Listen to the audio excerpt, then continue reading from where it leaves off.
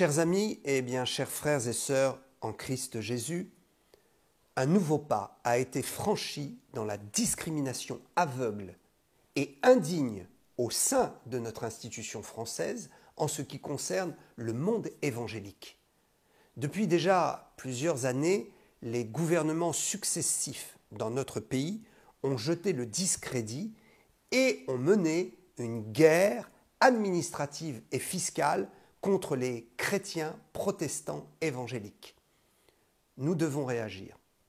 Et nous devons réagir maintenant, particulièrement face à la déclaration de Gérald Darmanin, ministre de l'Intérieur, qui est également en charge de la fonction de ministre des cultes.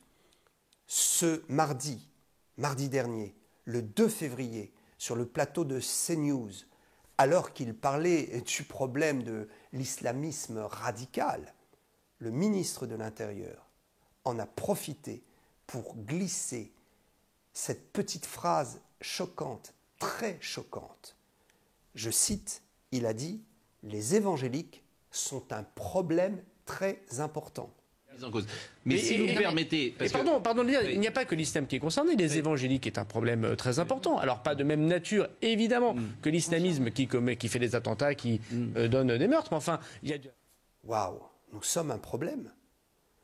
En quoi sommes-nous un problème? Certes, le ministre a précisé que le problème n'est pas de la même nature que l'islamisme extrémiste qui commet des attentats. C'est sûr que le ministre s'est tout de suite repris. Cependant, l'amalgame et le doute sont semés maintenant.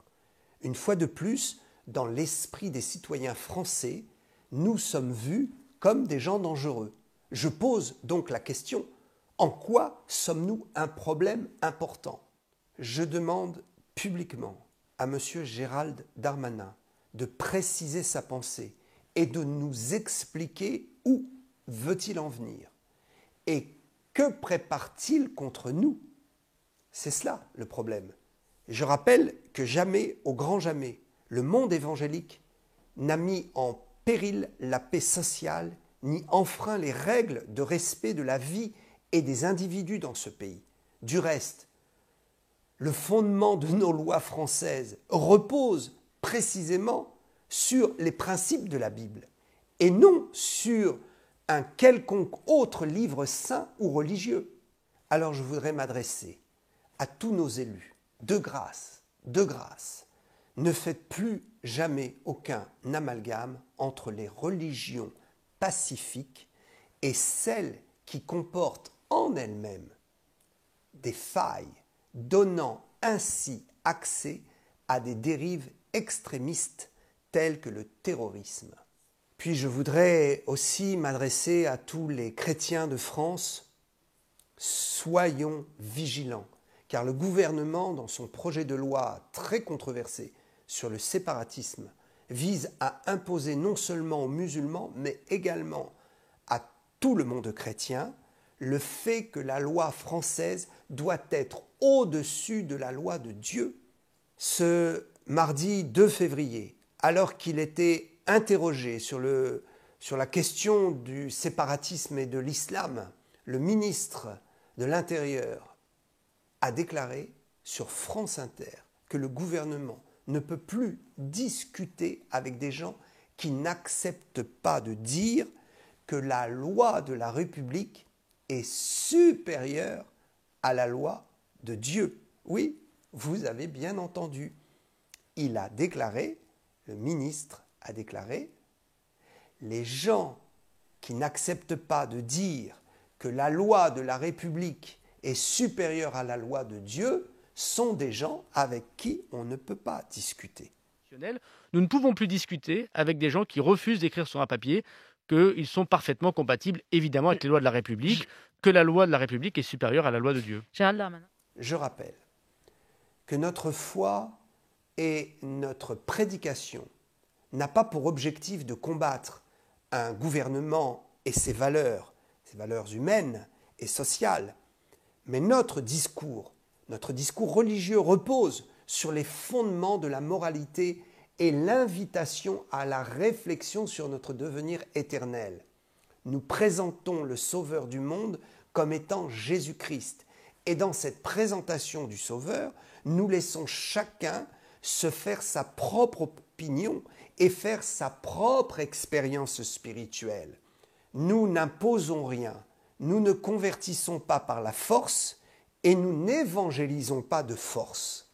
Il faut le dire et le redire, nos choix de vie et l'expression de notre foi dans ce pays n'a jamais causé aucun problème à la République. Et ceci ne date pas d'hier.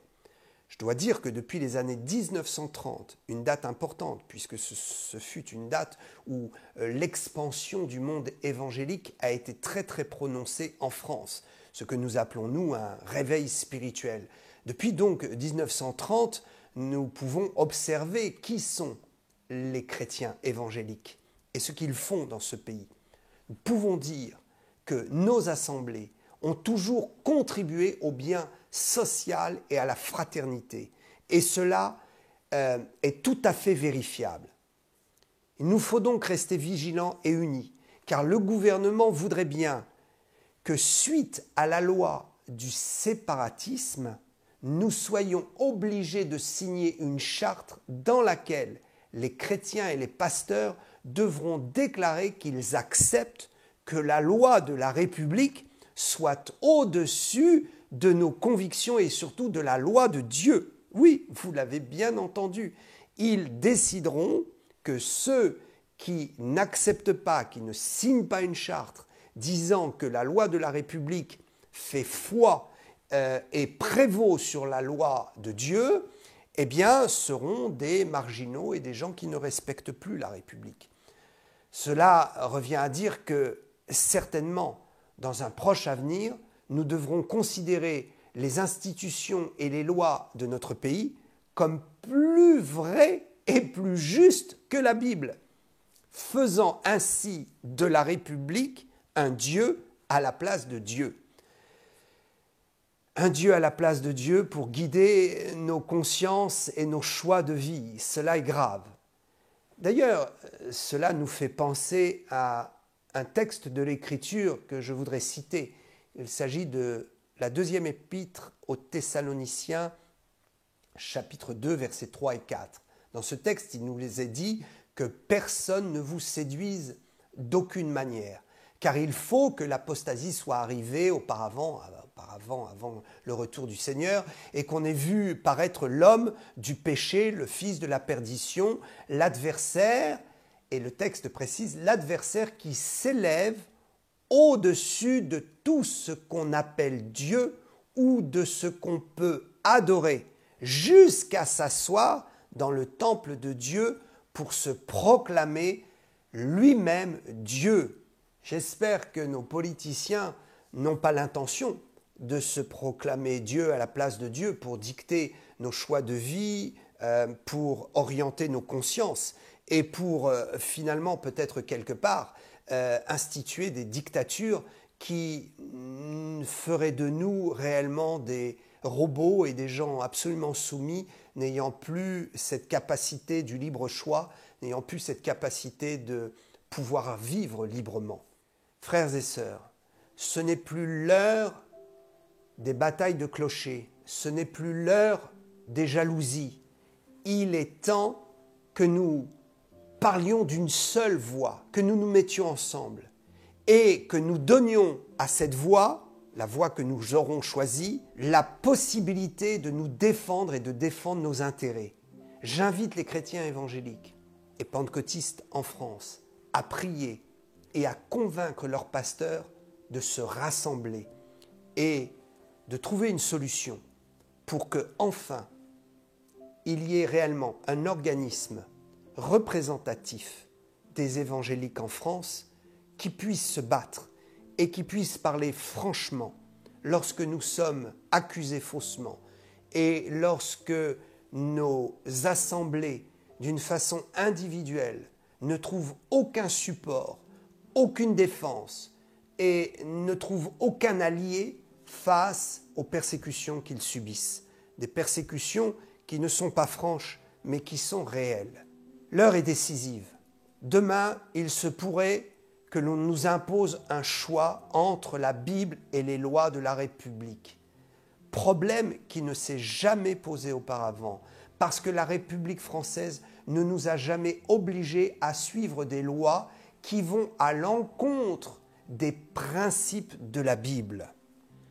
Que Dieu nous aide dans cette bataille, que Dieu nous aide à comprendre ce qui se passe. Soyez bénis et gardez la foi, car Jésus revient et son règne est très proche. Je vous dis à bientôt.